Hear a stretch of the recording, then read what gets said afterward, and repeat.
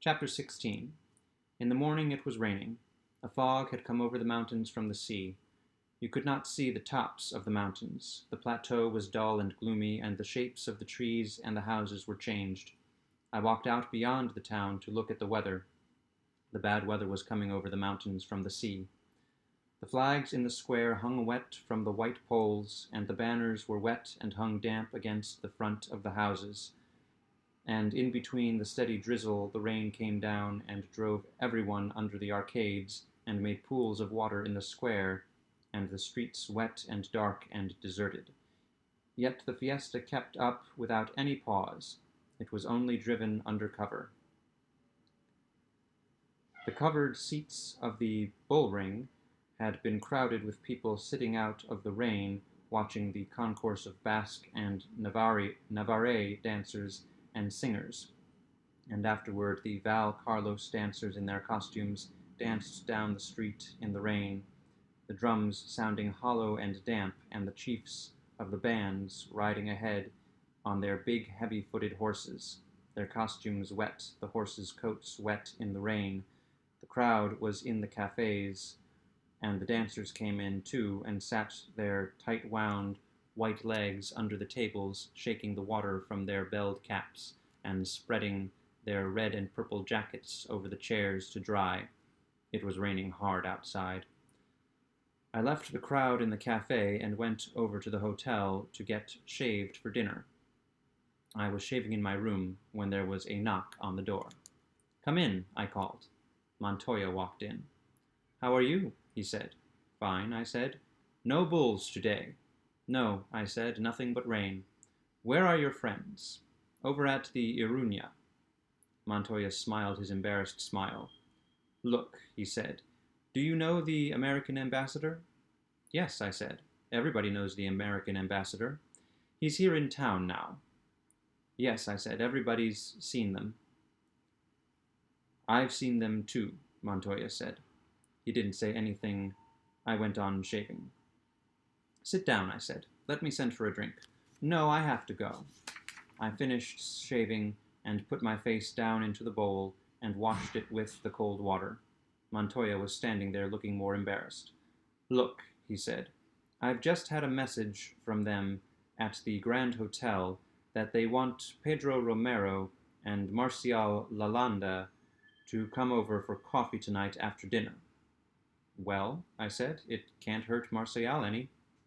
"Marcial has been in San Sebastian all day. He drove over in a car this morning with Marquez. I don't think they'll be back tonight." Montoya stood embarrassed. He wanted me to say something. "Don't give Romero the message," I said. "You think so?" "Absolutely." Montoya was very pleased. "I wanted to ask you because you were an American," he said. That's what I'd do." "Look," said Montoya, "people take a boy like that. They don't know what he's worth. They don't know what he means. Any foreigner can flatter him. They start this Grand Hotel business, and in 1 year they're through." "Like Algabeno," I said. "Yes, like Algabeno." "They're a fine lot," I said. "There's one American woman down here now that collects bullfighters." "I know. They only want the young ones." "Yes," I said. "The old ones get fat. Or crazy like Gallo." "Well," I said, "it's easy. All you have to do is not give him the message." "He's such a fine boy," said Montoya. "He ought to stay with his own people. He shouldn't mix in that stuff." "Won't you have a drink?" I asked. "No," said Montoya. "I have to go." He went out. I went downstairs and out the door and took a walk around through the arcades around the square. It was still raining. I looked in at the Iruña for the gang, and they were not there, so I walked on around the square and back to the hotel. They were eating dinner in the downstairs dining room. They were well ahead of me, and it was no use trying to catch them. Bill was buying shoe shines for Mike.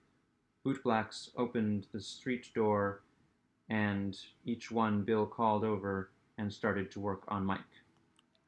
"This is the 11th time my boots have been polished," Mike said. "I say Bill is an ass." The bootblacks had evidently spread the report. Another came in. "Limpia botas," he said to Bill. "No," said Bill. "For this, senor." The bootblack knelt down beside the one at work and started on Mike's free shoe that shone already in the electric light. "Bill's a yell of laughter," Mike said. I was drinking red wine and so far behind them that I felt a little uncomfortable about all this shoe shining. I looked around the room. At the next table was Pedro Romero. He stood up when I nodded and asked me to come over and meet a friend. His table was beside ours, almost touching. I met the friend, a Madrid bullfight critic, a little man with a drawn face. I told Romero how much I liked his work, and he was very pleased. We talked Spanish, and the critic knew a little French. I reached to our table for my wine bottle, but the critic took my arm. Romero laughed. "Drink here," he said in English. He was very bashful about his English, but he was really very pleased with it. And as we went on talking, he brought out words he was not sure of, and asked me about them. He was anxious to know the English for corrida de toros, the exact translation. Bullfight he was suspicious of. I explained that bullfight in Spanish was the lidia of a toro. The Spanish word corrida means in English the running of bulls. The French translation is cour de taureau. The critic put that in. There is no Spanish word for bullfight. Pedro Romero said he had learned a little English in Gibraltar. He was born in Ronda, that is not far above Gibraltar. He started bullfighting in Malaga, in the bullfighting school there. He had only been at it 3 years. The bullfight critic joked him about the number of malagueño expressions he used. He was 19 years old, he said. His older brother was with him as a banderillero,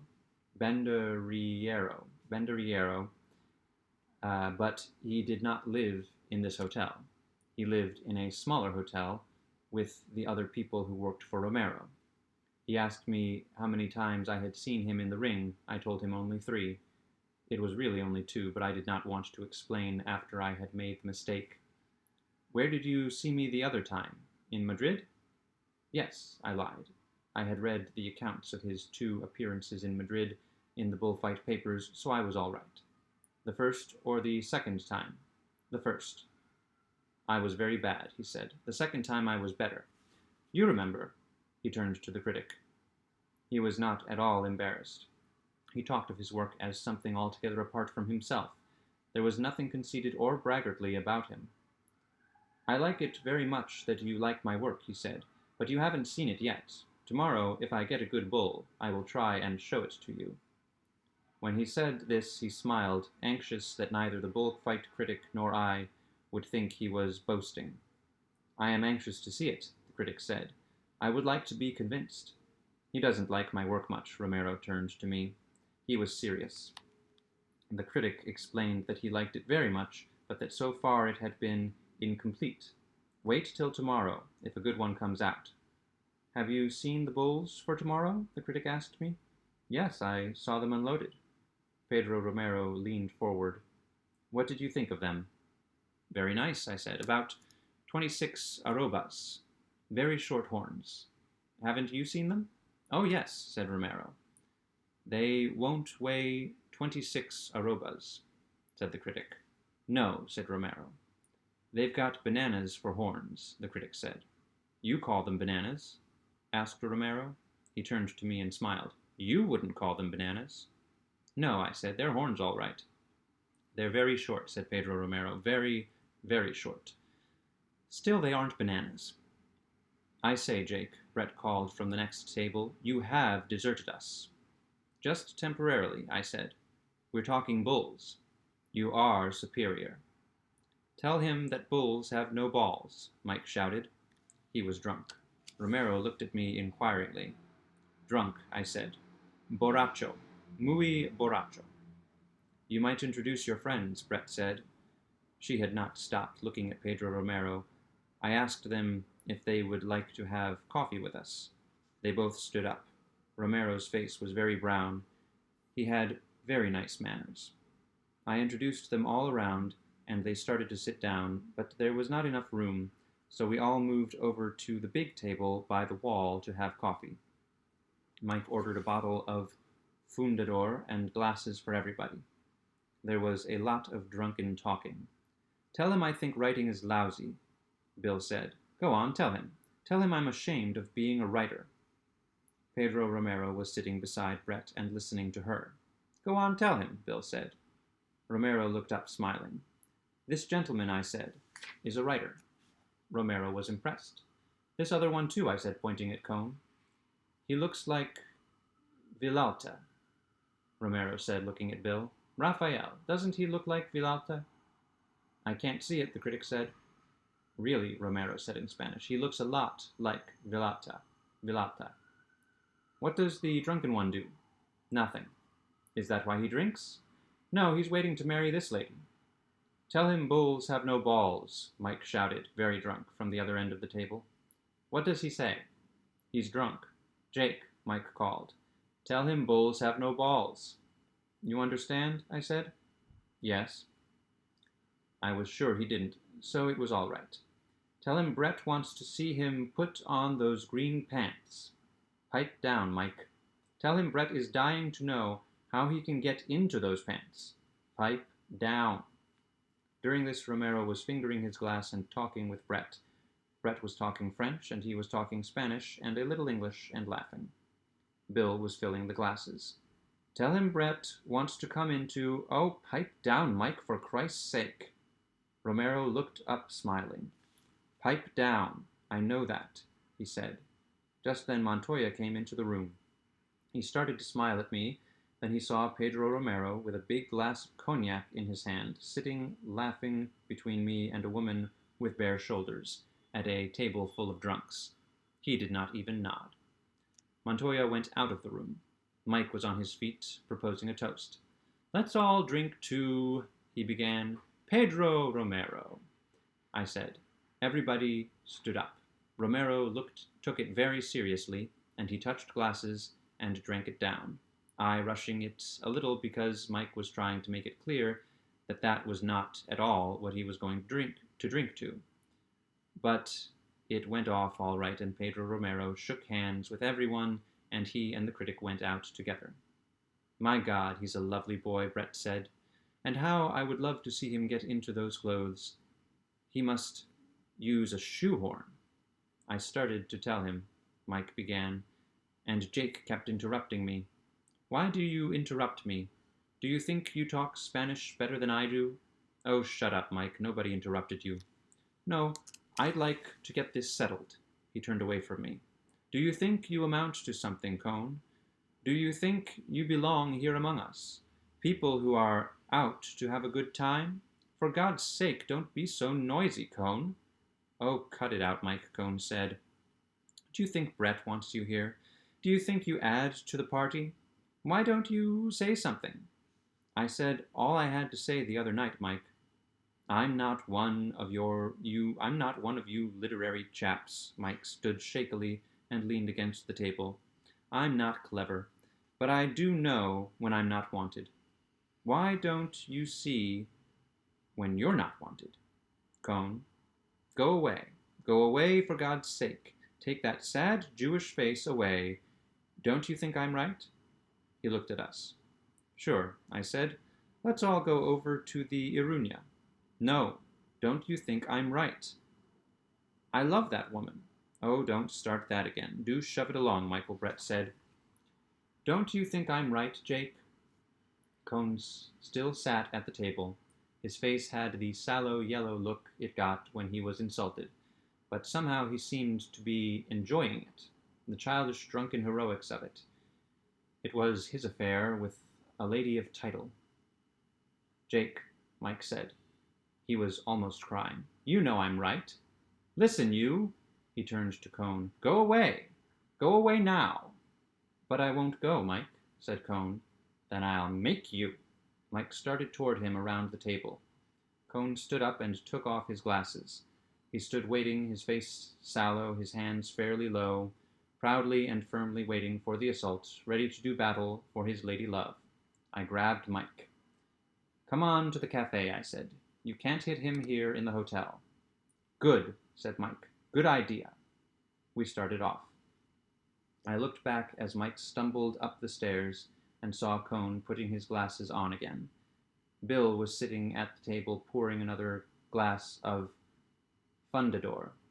Brett was sitting looking straight ahead at nothing. Outside on the square it had stopped raining, and the moon was trying to get through the clouds.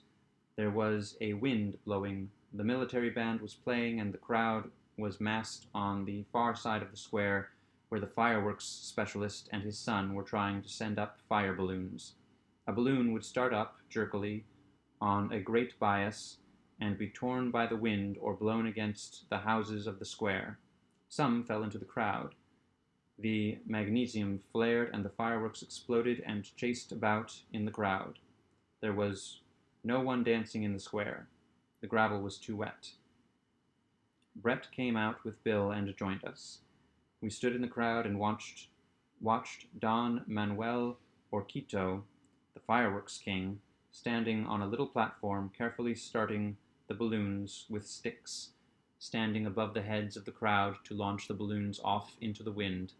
The wind brought them all down, and Don Manuel Orquito's face was sweaty in the light of his complicated fireworks that fell into the crowd and charged and chased, sputtering and cracking between the legs of the people.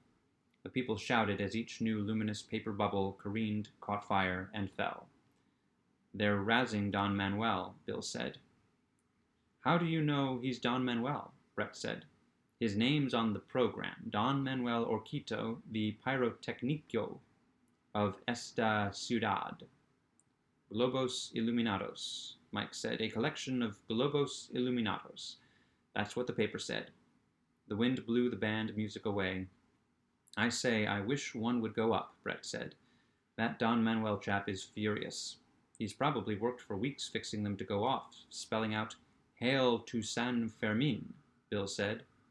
"Globos Illuminados," Mike said. "A bunch of bloody globos illuminados." "Come on," said Brett. "Come on," said Brett. "We can't stand here." "Her ladyship wants a drink," Mike said. "How you know things," Brett said. Inside the cafe was crowded and very noisy. No one noticed us come in. We could not find a table. There was a great noise going on. "Come on, let's get out of here," Bill said. Outside, the paseo was going in under the arcade. There were some English and Americans from Biarritz in sport clothes scattered at the tables. Some of the women stared at the people going by with lorgnons.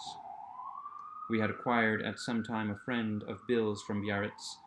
She was staying with another girl at the Grand Hotel. The other girl had a headache and had gone to bed. "Here's the pub," Mike said. It was the Bar Milano, a small, tough bar where you could get food and where they danced in the back room. We all sat down at a table and ordered a bottle of Fundador. The bar was not full. There was nothing going on. "This is a hell of a place," Bill said. "It's too early." "Let's take the bottle and come back later," Bill said. "I don't want to sit here on a night like this." "Let's go and look at the English," Mike said. "I love to look at the English." "They're awful," Bill said. "Where did they all come from?" "They come from Biarritz," Mike said. "They come to see the last day of the quaint little Spanish fiesta." "I'll festa them," Bill said. "You're an extraordinarily beautiful girl," Mike turned to Bill's friend. "When did you come here?" "Come off it, Michael." "I say she is a lovely girl." "Where have I been? Where have I been looking all this while? You're a lovely thing. Have we met? Come along with me and Bill. We're going to festa the English."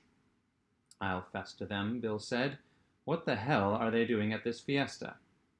"Come on," Mike said. "Just us three. We're going to festa the bloody English. I hope you're not English." "I'm Scotch. I hate the English. I'm going to festa them. Come on, Bill." Through the window we saw them, all three arm in arm, going toward the cafe. Rockets were going up in the square. "I'm going to sit here," Brett said. "I'll stay with you," Cone said. Oh, don't, Brett said. For God's sake, go off somewhere. Can't you see Jake and I want to talk? I didn't, Cone said. I thought I'd sit here because I felt a little tight. What a hell of a reason for sitting with anyone. If you're tight, go to bed. Go on to bed. Was I rude enough to him? Brett asked. Cone was gone. My God, I'm so sick of him. He doesn't add much to the gaiety. He depresses me so. He's behaved very badly. Damned badly. He had a chance to behave so well.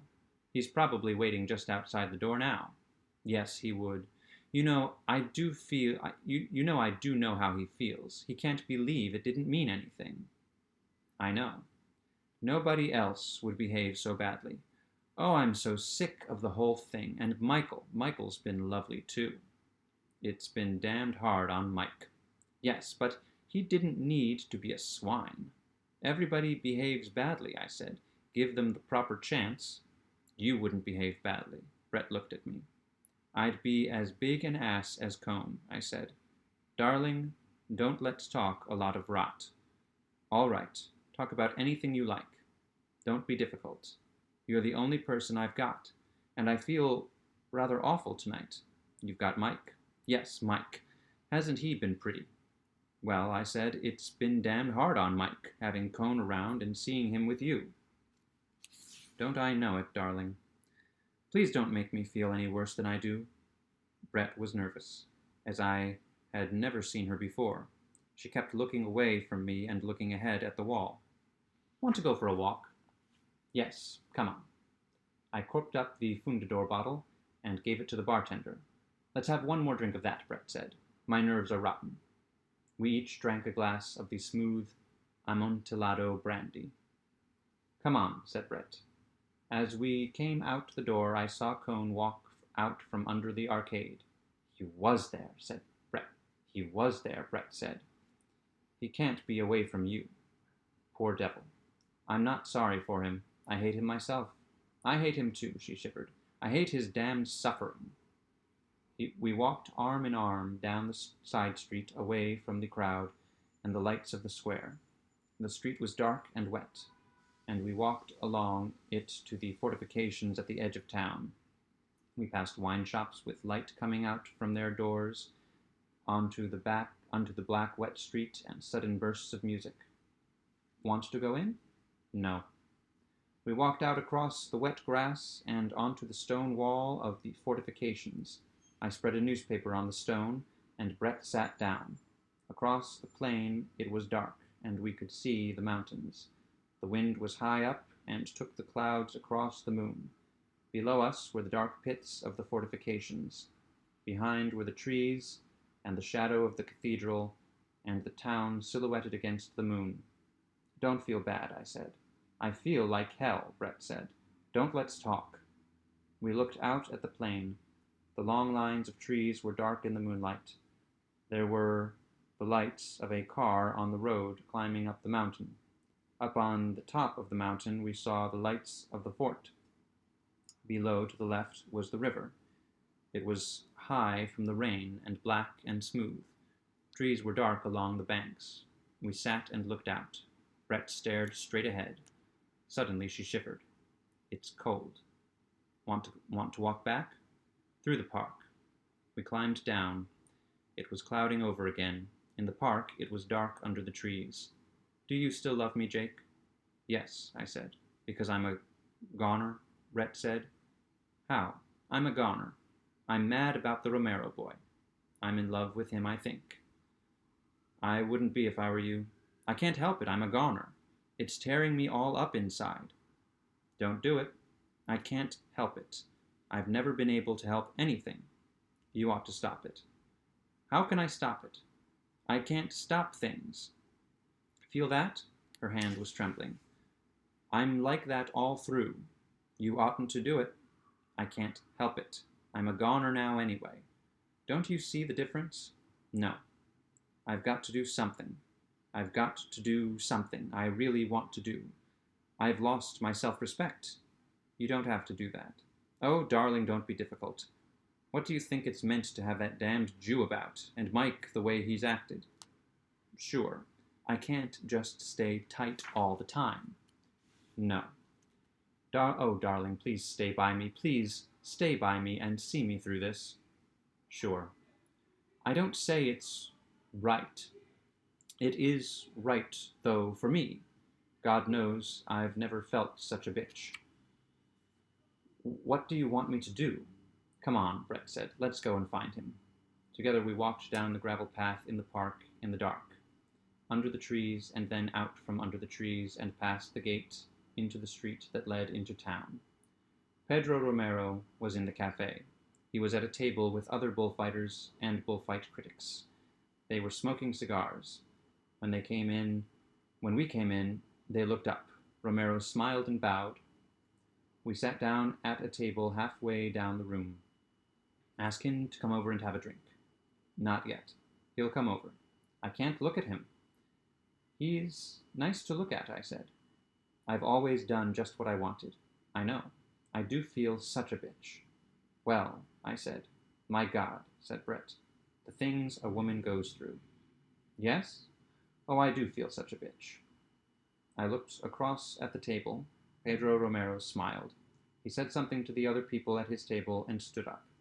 He came over to our table. I stood up and we shook hands. Won't you have a drink? You must have a drink with me, he said. He seated himself, asking Brett's permission without saying anything. He had very nice manners, but he kept on smoking his cigar. It went well with his face. You like cigars? I asked. Oh, yes, I always smoke cigars. It was part of his system of authority. It made him seem older. I noticed his skin. It was clear and smooth and very brown. There was a triangular scar on his cheekbone. I saw he was watching Brett. He felt there was something between them. He must have felt it when Brett gave him her hand. He was being very careful. I think he was sure, but he did not want to make any mistake. You fight tomorrow? I said. Yes, he said. Algabeno was hurt today in Madrid. Did you hear? No, I said. Badly? He shook his head. Nothing. Here, he showed his hand. Brett reached out and spread the fingers apart. Oh, he said in English. You tell fortunes? Sometimes. Do you mind? No, I like it. He spread his hand flat on the table.